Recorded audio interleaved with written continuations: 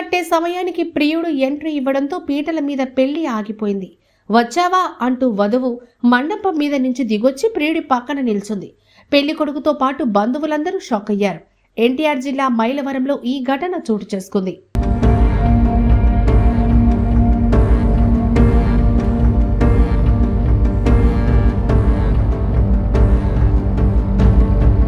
పోలీసులు తెలిపిన వివరాల ప్రకారం మైలవరం నియోజకవర్గంలోని 2 వేర్వేరు గ్రామాలకు చెందిన యువతీ యువకుడికి పెద్దలు వివాహం నిశ్చయించారు.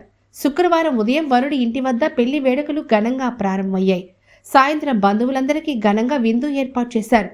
విందు అనంతరం పెళ్లి తంతు ప్రారంభమైంది.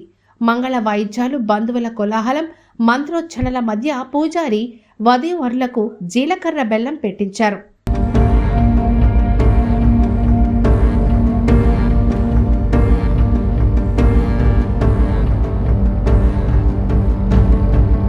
కాసేపట్లో తాలి కట్టే తంతుండగా ఓ యువకుడు అకస్మాత్తుగా వచ్చి మండపం ఎదురుగా నిల్చున్నాడు.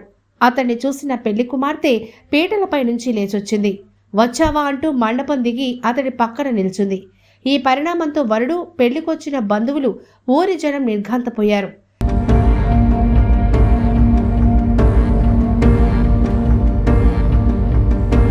ఈ అబ్బాయి మా ఊరువాడే, మేమిద్దరం ప్రేమించుకున్నామంటూ వధువు తాపీగా అసలు విషయం చెప్పింది.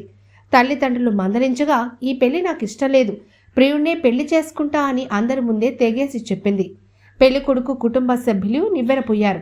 చివరి నిమిషంలో వచ్చి పెళ్లి చెడగొడతావా అంటూ యువకుడిపై కొంతమంది బంధువులు చేయి చేసుకున్నారు.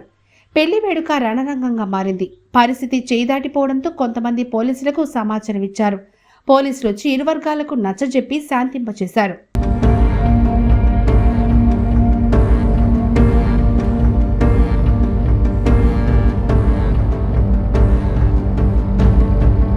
మాకు ఒక్కగానొక్క కొడుకు, అతడి పెళ్లిని ఘనంగా చేయాలనుకున్నాం. బంధువులు, ఊళ్ళో వాళ్ళందరినీ పిలుచుకున్నాం.